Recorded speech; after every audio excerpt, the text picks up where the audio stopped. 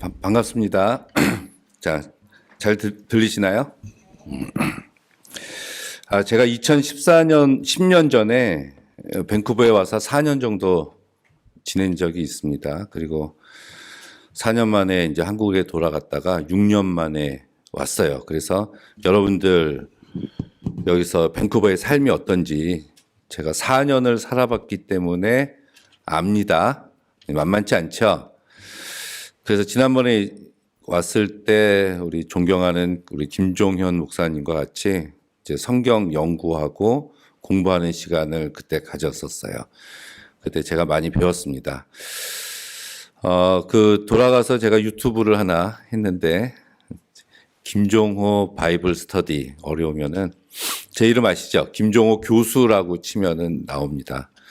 구독만 눌러주세요. 구독, 좋아요, 알림까지는 제가 오늘 이제 말씀을 듣고 좀 들어야 되겠다 하시는 분들은 꼭 눌러주시고 제가 꼭 눌러달라 그랬더니 2번 누르시는 분들이 계셔.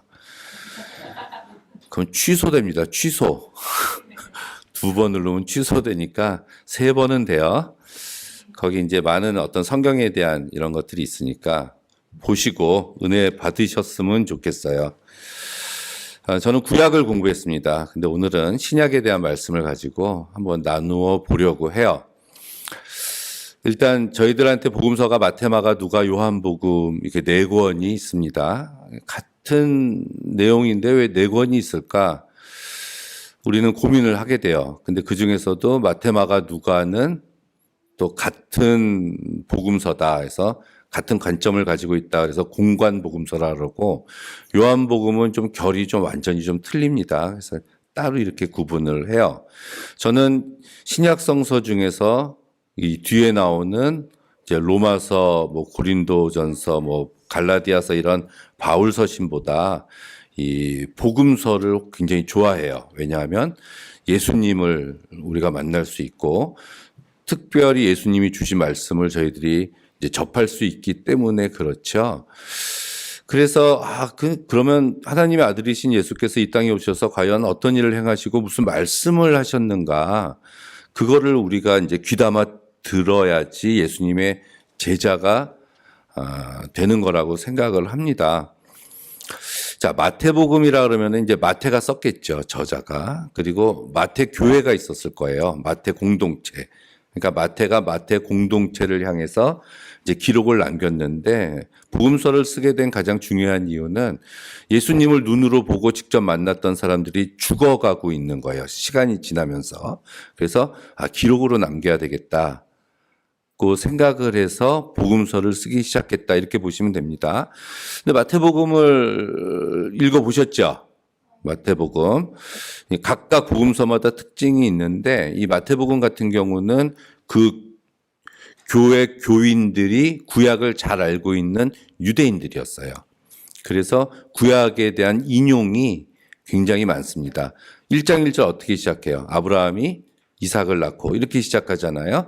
그러니까 구약을 잘 알고 있는 사람들이 그 교회의 공동체였다는 얘기예요. 헤롯이 아기 예수를 죽이려고 했을 때 그 예수님이 어디로 피신하게 되죠? 하나님이 애굽으로 피신시켰죠. 그리고 헤롯이 죽었다는 말을 듣고 그 애굽에서 다시 이제 돌아오게 돼서 나사렛이라는 곳에 가서 정착을 하게 되시는데 그 애굽 사건, 예수님을 죽이려고 했었던 사건이 마태, 마가, 누가, 요한복음에서 마태복음에만 나와요. 다른 마가나 누가복음, 요한복음은 찾아볼 수가 없습니다. 그것은 구약 시대 때의 그런 출애굽했었던 역사를 유대인들이 알고 있었기 때문에 마태가 그것을 쓴 거예요. 마태복음을 읽어보면 예수님의 설교가 5개가 나옵니다. 5장, 6장, 7장이 우리가 잘 알고 있는 산상수훈이라는 거. 그리고 10장은 전도 설교라고 해요. 예수님이 12명의 제자를 세우시고 파송하시면서 이제 전도할 때 이렇게 해라라는 전도 설교를 하시고 13장은 천국은 뭐뭐와 같다라고 말하는 13가지 천국에 대한 비유를 말씀하시고 마태복음 18장은 이제 교회를 향한 설교다 이렇게 나와요. 교회 공동체를 향한 설교. 그리고 마지막으로 25장, 26장, 27장에 예수께서 종말과 심판에 대한 설교를 하십니다. 그럼 5개예요.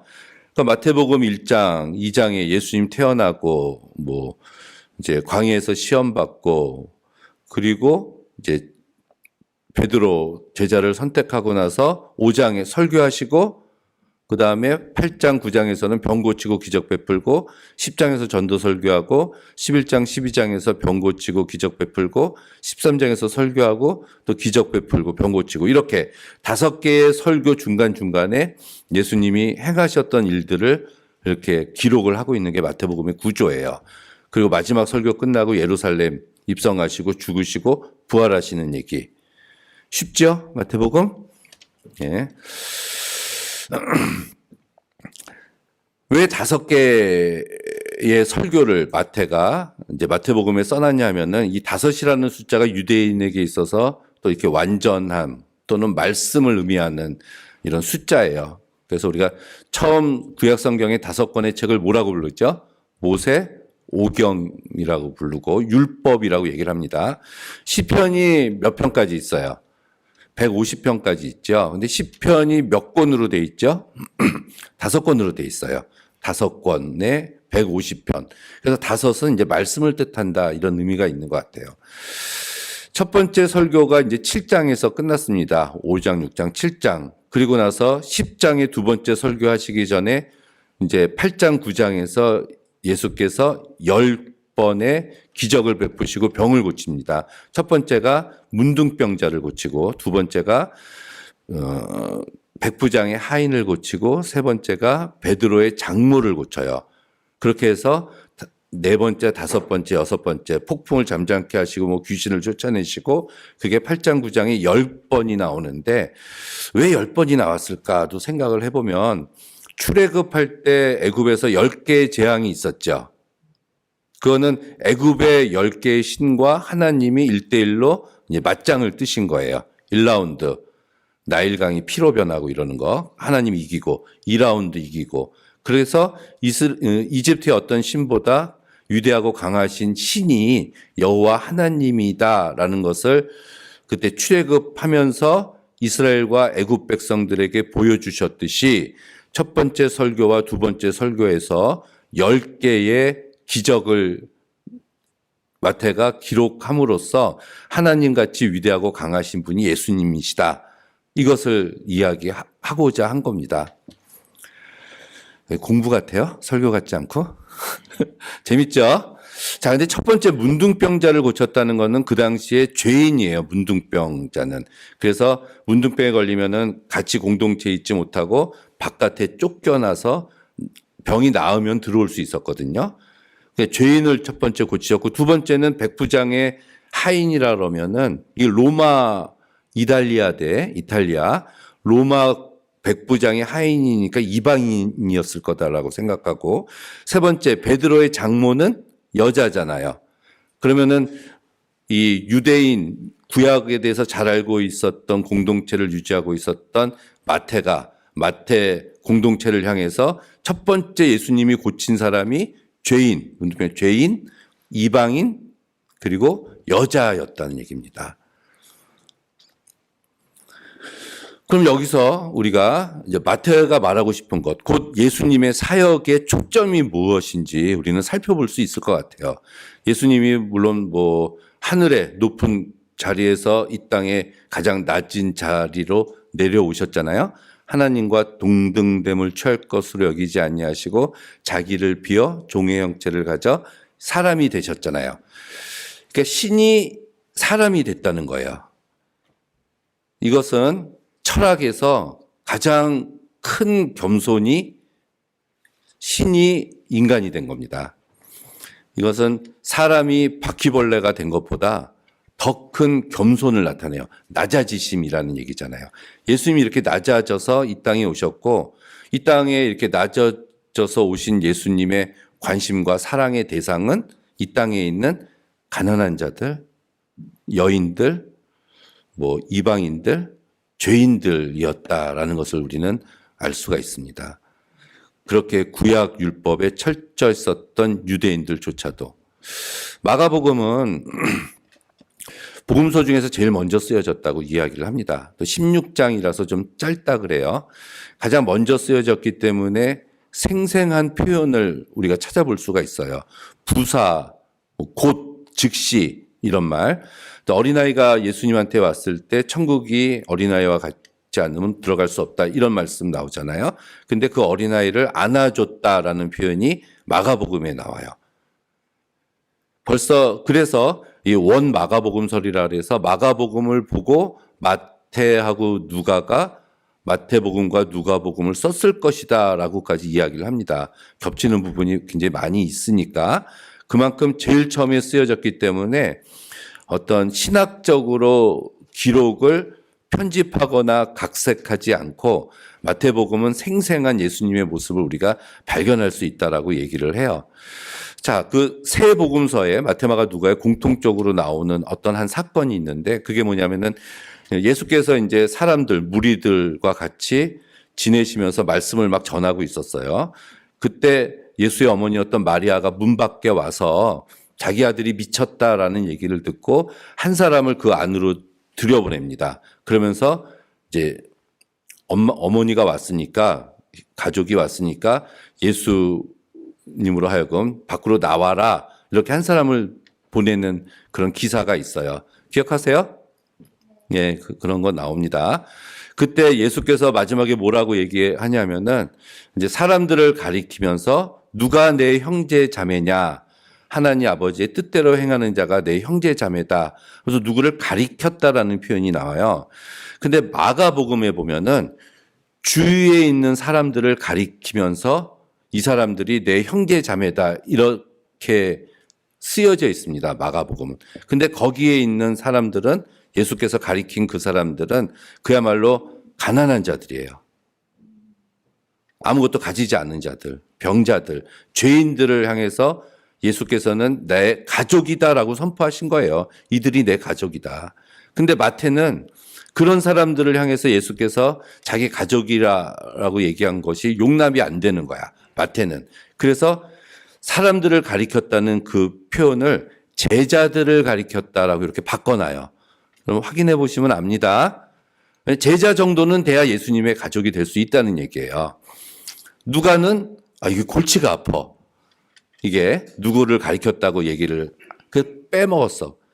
그 구절을 아예 언급을 하고 있지 않습니다. 이렇듯 우리가 신학적으로 보면 마태마가 누가복음을 우리가 읽어볼 때 이 미묘한 차이점을 우리가 발견을 할 수가 있어요.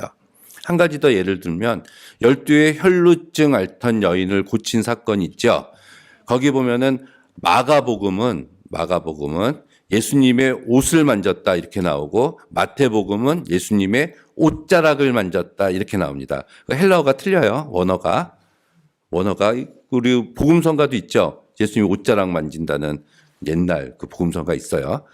자, 그 여인은 혈루증 앓던 여인도 문둥병자와 똑같이 부정하다고 해서 사람들이 있는 곳에 갈 수가 없었어요. 바깥에서 생활을 했어야 하는데 이 여인은 예수님을 만나야 되겠다는 일념으로 예수님을 향해서 갔습니다. 그때 사람들 굉장히 많이 있었어요. 또 예수님 주변에는 힘센 팔뚝을 자랑하는 어부 출신의 제자들도 있었습니다. 가까이 하지 못하게 막 막았겠죠. 그때 이 여인이 병을 낫고자 하는 그런 간절한 마음에 예수님 몸에 자기의 손을 대기만 해도 병이 나을 것이다 라는 믿음을 가지고 가서 마가복음에는 만졌다, 옷을 만졌다 이렇게 나오는데 옷을 만졌겠어요? 몸을 만졌겠죠, 예수님의. 그래서 예수님이 즉시 그걸 아시고 누가 내 몸에 손을 대었느냐 하고 그 여자를 찾으셨고 따라 내 믿음이 너를 구원했다 이렇게 나옵니다. 근데 마태는 거룩한 하나님의 아들이신 예수님의 육체에 죄 많은 그 여인, 부정한 여인의 손이 닿는 것이 용납이 안 되는 거예요, 마태는. 그래서 옷자락을 만졌다 이렇게 이야기를 했습니다. 그리고 마가복음은 이 여자가 예수님의 옷에 손을 대는 즉시 병이 나았다고 나오는데 마태복음은 예수님이 그 여자를 찾고 누가 손을 댔느냐 확인하고 나서 내 믿음이 너를 구원했다라고 말하는 순간에 그 여자의 병이 낫다. 이렇게 어려워요? 안 어렵죠? 이렇게 이야기를 하고 있습니다. 우리 가난한 자는 복이 있나니 누가복음에서 우는 자는 복이 있나니 웃게 될 것이요 배고픈 자는 복이 있나니 배부르게 될 것이요 가난한 자는 복이 있나니 그럼 그 다음은 뭐라고 얘기해야 되죠? 부자가 될 것이요 이래야지 맞거든요 문법적으로. 근데 우는 자는 복이 있나니 웃게 되고 배고픈 자는 배부르게 되고 가난한 자는 복이 있나니 천국이 저희 것임이라. 부자가 될 것이요 해야 되는데. 그러니까 마태는 이것도 기분이 나빠요. 왜냐하면 마태 교회 교인들은 부자들이었거든요. 유대인들이 당시에. 그래서 그 달란트 비유도 달란트가 이제 굉장히 단위가 커요. 1달란트가 뭐 금 34kg 막 이렇대. 그러니까 1달란트, 2달란트, 5달란트 이런 얘기는 마태가 하는데 똑같은 비유가 열문화 비유에서 누가복음에서는 한문화 이렇게 단위 자체가 틀립니다. 자, 이것처럼 이제 부자였었던 마태는 가난한 자가 복이 있나니 천국이 저희 것이며 그러면 이제 기분이 좀 안 좋은 거예요. 그래서 마태가 뭐라 그랬어요?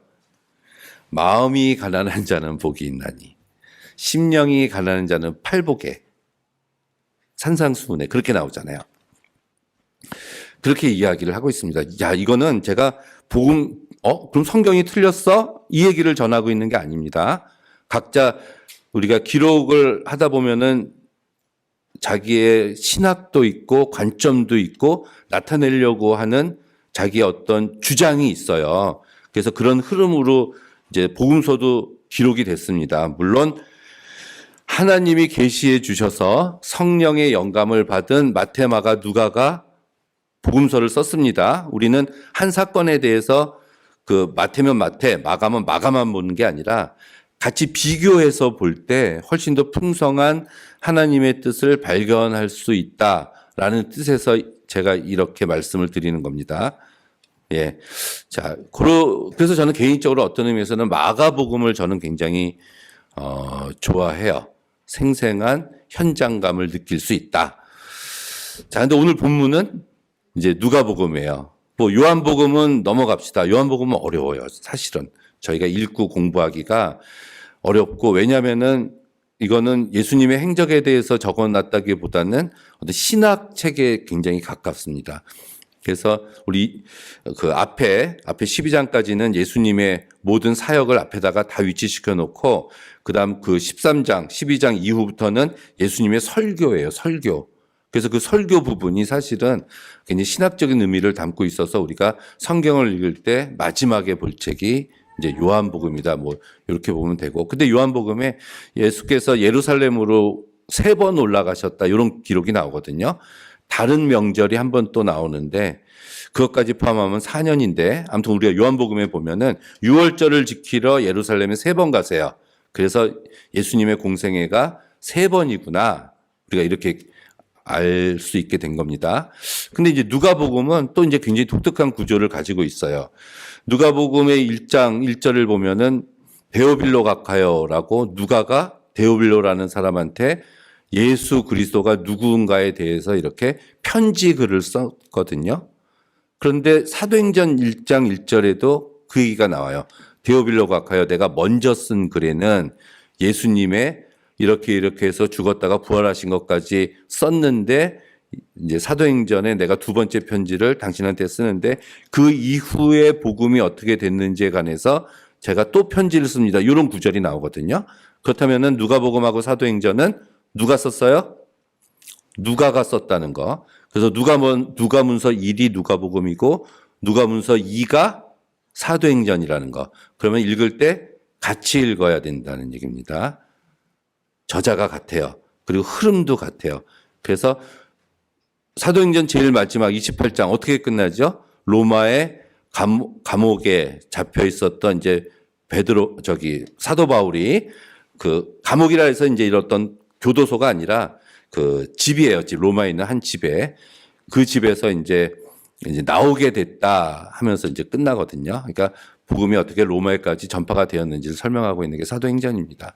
근데 이 사도행전은 또 이제 굉장히 독특한 게 뭐냐면은 예수님의 어린 시절을 이야기하고 있고 10대 때 성전에서 뭐 이제 랍비들하고 토론했었던 그런 얘기가 있고 그 요한복음에 보면은 예수님이 갈릴리에 계시다가 예루살렘에 오셨다가 또 갈릴리에 가서 사역하시고 예루살렘으로 오시고 이렇게 3번 왔다 갔다 하셨는데 누가복음은 앞에 1장에서 이제 9장 초반부에까지 갈릴리에서 사역을 다 모아놨어요. 누가복음은. 그래서 아까 제가 문둥병자 고치고 혈루증 앓던 여인 고치고 귀신 쫓아내고 오병이의 기적 베풀고 이게 앞에 다 있고 오늘 본문인 누가복음 9장 51절에 드디어 예수께서 하늘로 올라갈 기약이 참에 승천할 시간이 돼서 예루살렘으로 올라가시기로 굳게 결심하시고 예루살렘을 향해서 출발하시는 게 9장 51절입니다. 그럼 그 전까지는 다 갈릴리에서 사역을 다 기록을 하고 난 다음에 9장 51절에 출발해서 19장 27절에 예루살렘에 도착해요. 그게 1년 정도 시간이 걸렸을 것이다 라고 얘기하고 1년 동안 여행기예요. 여행기. 그러니까 여기 누가는 사도행전이 여행기잖아요.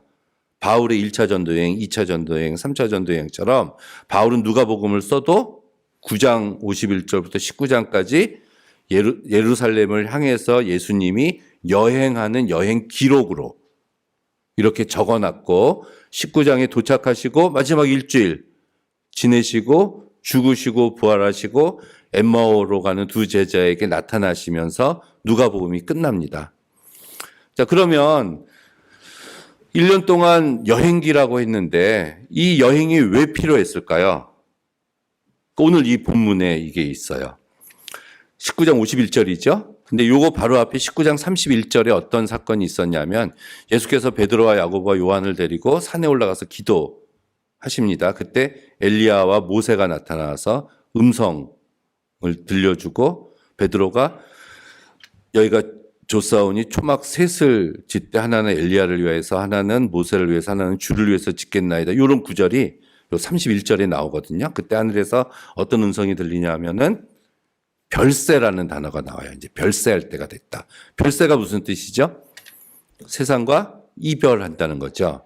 자, 예수님은 30살에 공생이 시작하셔서 33살에 죽으시고 부활하시고 올라가셨는데 3년 하셨는데 예수님은 올라가실 거잖아. 그래서 순환 예고도 3번 하십니다. 내가 죽고 부활해서 올라갈 거다. 그럼 올라가시고 나면 여기는 어떻게 해요? 어떡하냐고 올라가고 나면 예수님.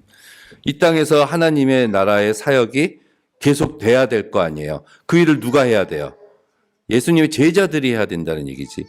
그래서 예수님이 9장에서 19장까지 올라가시면서 제자들을 가르치시는 제자 훈련을 하셨습니다. 제자 훈련. 그래서 그 부분들을 보면은 예수님이 어떤 것을 가지고 제자들을 가르치셨다. 자기가 올라가고 난 다음에 이 땅의 사역을 맡기시기 위해서 그것은 2000년 전에 예수께서 하신 그 말씀이 2000년이 지난 오늘날에 이곳에 있는 여러분에게도 동일한 제자들에게 주시는 말씀이 될 수 있겠죠. 될 수 있을 것으로 믿습니다. 자, 출발하신 예수께서 이제 출발해서 올라가시면서 10장에서는 그 선한 사마리아인의 비유가 나와요. 그래서 이웃이 누구냐에 대한 이야기였거든요. 내 이웃이 누굽니까? 그랬더니 강도 만난 제 이웃은 그 선을 베푼 자다. 그러면서 예수께서는 너희도 가서 이와 같이 하라 말씀하시면서 바리새인들에게 누가 강도 만난 자의 이웃이 되어 주었느냐 이렇게 말씀하세요. 질문은 뭐였죠? 내 이웃이 누구냐는 거야. 그러니까 주어가 나예요. 나.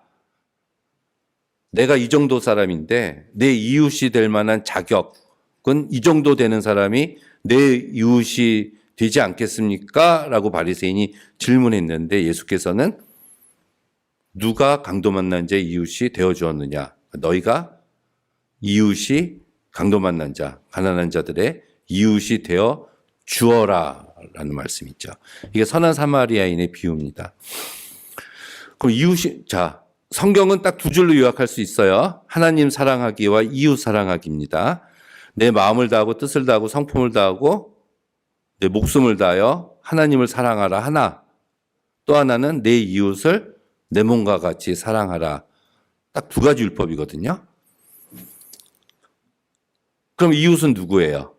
바로 내 옆에 있는 가난한 자들이란 얘기예요. 그래서 이 뒤에 말씀을 쭉쭉 읽어보면은 너 밥을 사줄 때 가난한 자, 병신, 저는 자, 소경한테 밥을 사줘라 이런 구절이 나와요. 뒤에. 왜 그 사람한테 사주냐 하면 그 사람들은 나중에 너한테 다시 밥을 안 사줄 거니까. 자, 우리가 한번 얻어먹으면 한번 사주지요, 밥을. 그것처럼 우리가 누구한테 밥을 사줄 때는 저 사람이 나한테 나중에 밥을 사줄 수 있는 이웃 신 사람한테 사주지 말고 나한테 다시 사줄 수 없는 사람에게 밥을 사줘라 하는 게 뒤에 14장에 나옵니다. 그런 얘기들이. 그리고 10장에서 선한 사마리아인의 비유, 11장에서는 주기도문 가르쳐 주세요. 이렇게 기도해라. 이게 지금 제자 훈련 시키고 있는 거예요. 그리고 12장에서는 어리석은 부자, 이제 소출이 너무 많은데 창고에 이제 소출이 들어갈 수가 없어요. 그래서 어리석은 부자가 그 밤에 고민합니다. 어떡할까 해서 창고를 더 지어야 되겠다. 복수예요. 창고들을 몇 개를 더 지어서 그 소출을 집어넣어야 되겠다. 그리고 앞으로 평생 쉬고 먹고 마시고 즐거워해야 되겠다. 그 밤에 하나님께서 그 영혼을 거두어 가십니다. 자, 창고에 들어갈 수 없을 만큼 수확량이 많아요. 그럼 이거 어떻게 하면 되죠? 나누어 주면 되잖아요. 나누어 주면. 근데 나누어 주려고 하지 않고 이 어리석은 부자는 그거를 창고를 지어서 집어넣어 놓고 쉬고 먹고 마시고 놀려고 했다는 거야. 그 밤에 하나님께서 그 영혼을 가져가시고 그 소출은 그러면 누구의 것이 되겠느냐? 이런 말씀이 나옵니다. 그 다음 13장에서는 무화과 나무의 비유를 통해서 열매 있는 자가 되어야 된다는 거. 14장에서 아까 제가 말했던 상석에 앉지 말고 식사를 대접할 때 그런 사람에게 식사를 대접해야 된다는 거. 15장에서는 내가 온 것은 잃어버린 자를 찾아 구원하러 오신 거다. 그러면서 예수께서 세리와 죄인과 식사하는 것을 못마땅하게 여겼던 율법학자와 바리새인들이 공격하니까 예수께서 세 가지 비유로 말씀하셨죠. 잃은 양의 비유, 잃은 동전의 비유, 또 잃은 아들에 대한 비유. 양 100마리가 있는데 한 마리를 잃어버렸어요. 그러니까 99마리 놔두고 한 마리 가서 찾아와서 잔치를 베풀었다. 그다음에 집에서 동전 10개가 있었는데 한 개를 잃어버렸어. 한 개를 찾아서 기뻐서 잔치를 베풀었다. 아들 둘이 있었는데 하나가 허랑방탕하고 나중에 돌아왔어. 잔치를 베풀었다. 우리가 세 번째는 탕자의 비유라고 얘기하잖아요. 그건 제목이 잘못된 것 같아요. 지금 이 세 가지 비유는 똑같은 이야기를 세 가지 다른 방법으로 지금 예수께서 비유로 말씀하신 건데 그 주인공이 탕자 두 번째 아들이 주인공이 되면은 그 앞에는 잃은 동전이 주인공이 돼야 되고 잃어버려진 양이 주인공이 돼야 돼요. 동전이 주인공이 될 수는 없잖아요. 아무리 수동태가 쓰인다고 하더라도. 그렇다면 여기서 우리는 하나님의 모습을 또 보여주고 있는 것 같아요. 첫 번째 양이니까 목자가 되신 하나님, 동전은 주인이 되신 하나님, 그 아들에 대해서는 아버지가 되신 하나님. 이렇게 하나님의 속성, 하나님의 모습 이런 분이시라는 거. 재산이 늘어났나요? 100마리였다 100마리였잖아. 동전도 10개였다 10개였잖아요. 그런데 문제는 동네 사람을 불러서 잔치를 베풀었다라는 얘기입니다. 그래서 이 잔치 얘기가 또 이 누가복음에서는 굉장히 중요한 것으로 작용을 해요. 왜냐하면은 그 예수님도 바리새인들이 식사 초대했을 때 예수님 다 가십니다. 3번 가요. 물론 가서 어떤 논쟁이 있긴 했지만은 잔치 자리를 마다하지 않고 갔다는 거. 우리가 달란트 비유에서 5달란트, 2달란트, 1달란트 했을 때 5달란트, 2달란트 맡은 자가 이제 2배가 됐죠. 그때 그 비유에서는 어떻게 나옵니까? 내 적은 일에 충성했으니까 큰 일을 맡기겠다. 좀 쉬어라가 아니에요. 큰 일을 맡기겠다. 그리고 한 달란트 맡은 자 그냥 한 달란트 갖고 오니까 이제 내어 쫓아라. 그러면서 앞에 그 사람들은 내 즐거운 잔치에 참여하라. 한 달란트 맡은 자는 잔치에 참여하지 못하고 쫓겨난다. 이런 말씀이 이제 나옵니다. 그래서 이 달란트의 비유에서도 이게 종말에 대한 말씀이잖아요. 그러니까 주인이 다시 온다. 꼭 다시 온다. 근데 그때가 언제인지는 모른다. 오면은 계산한다. 이게 달란트 비유의 핵심이에요. 우리들한테도 똑같아. 하나님께서 여러분에게 달란트를 맡기셨어요. 나중에 꼭 오십니다. 언제 오실지 몰라요. 오시면 여러분과 계산한다는 얘기예요. 이때도 잔치에 참여한다는 이런 의미가 성서에서 아주 중요한 걸로 가지고 있습니다. 16장에 보니까 이제 부자와 나사로에 대한 비유도 나와요. 부자가 매일매일 잔치를 베풀었는데 그 대문 밖에 근데 거지가 아니라 가난한 자 나사로입니다. 나사로가 있었다는 거. 둘 다 죽었는데 예수님이 비유로 말씀하신 거예요. 비유로. 나사로는 죽어서 천국에 가서 아브라함 품에 있고 이 부자는 지옥에서 이제 막 목이 말라. 그래서 나사로로 하여금 물을 찍어서 저한테 좀 갖다 주십시오. 그랬더니 거절당하죠. 왜 거절당하냐면은 너와 나 사이에 큰 구렁, 그러니까 절벽, 골짜기가 있어서 내가 넘어가지 못하고 너도 못 넘어온다. 이런 말씀이 나와요. 그러니까 그게 없으면은 갈 수 있다는 얘기잖아요. 올 수도 있다는 얘기거든요.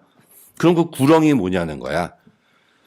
생각을 해보니까 이 부자는 살아있을 때 한 번도 대문 턱을 넘어서 가난한 자 나사로에게 다가간 적이 없습니다. 매일 잔치를 베풀면서 그 음식을 나사로에게 준 적이 없어요. 만약에 그가 살아있을 때 한 번이라도 대문턱을 넘었다면 죽어서 그 구렁을 넘어서 아브라함 품으로 들어올 수 있었을 거예요. 그 이야기는.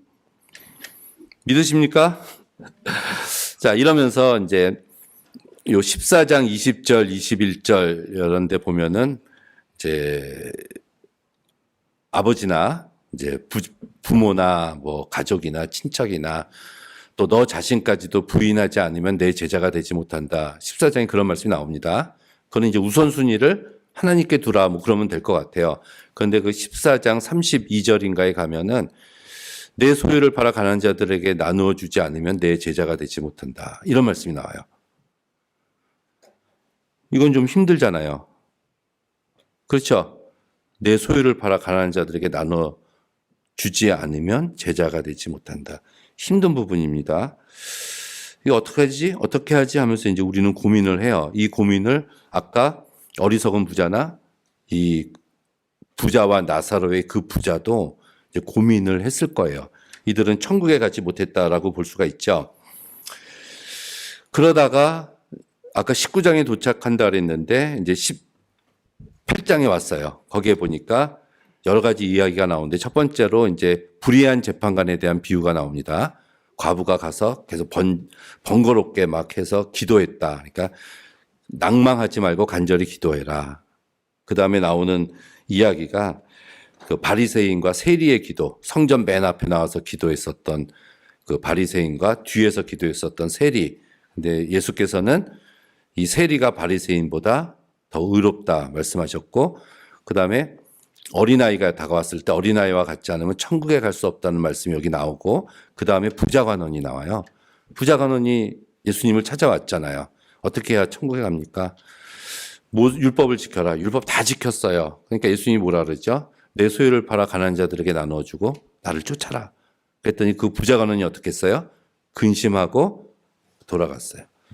그러니까 소유를 팔아서 가난한 자들에게 나눠주고 예수님한테 못 가잖아요. 안 되잖아. 힘들잖아요.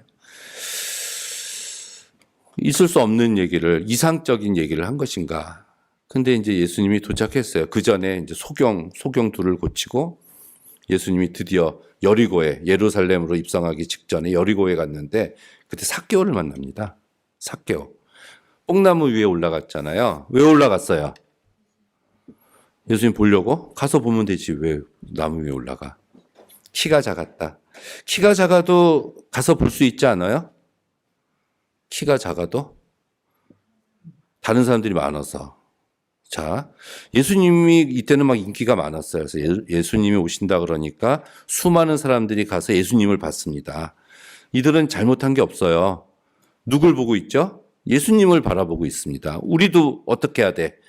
주를 바라봐야지. 잘하고 있어요. 우리는 주님을 보고 있으니까. 근데 예수님은 누굴 보고 있었어요? 삭개오를 보고 있었던 거야. 예수님을 보려고 하는데 사람들이 많아서 오지 못하고 있는. 자, 믿음은 예수님이 보는 걸 보는 게 믿음이 아닙니까? 그럼 예수님은 삭개오를 보고 있었지. 그럼 우리도 누굴 봐야 돼? 삭개오를 봐야 되는데 우리는 착각하고 있는 거예요. 우리는 예수님을 보고 있으니까 잘하고 있는 거야. 근데 그 착각이 무서운 게 삭개오와 같이 예수님한테 가려고 하는 사람들을 우리가 못 가게 막고 있는 역할을, 막는 역할을 하고 있는지도 몰라요. 사실. 그래서 삭개오가 뽕나무 위로 올라갔습니다. 예수님이 지나가시면서 삭개오야 내려와라. 알고 계셨으니까 내려와라. 그 집에 갔습니다. 그 집에 갔더니 삭개오가 어떻게 해요? 내 소유의 절반을 팔아 가난한 자들에게 나눠주고 내가 토색한 것, 부당하게 이득을 챙긴 것이 있다면 4배를 쳐서 갚겠나이다. 이렇게 얘기를 해요. 파산하겠다는 얘기예요. 아까 소유를 팔아 가난한 자들에게 나눠주고 나를 쫓으라. 불가능하다고 생각했잖아요. 삭개오가 그 일을 했습니다. 그래서 누가복음의 주인공은 삭개오예요. 안 되는 거 안 되지 않다. 할 수 있다. 된다. 그런 사람이 있다. 그게 삭개오다. 삭개오는 파산했을 거예요.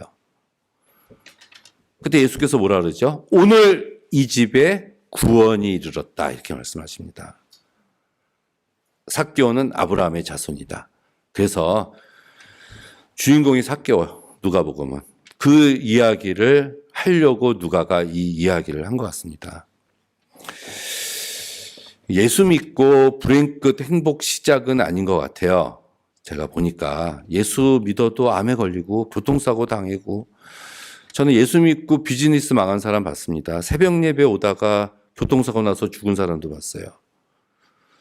그런 사람은 살려줘야 되는 거 아니에요?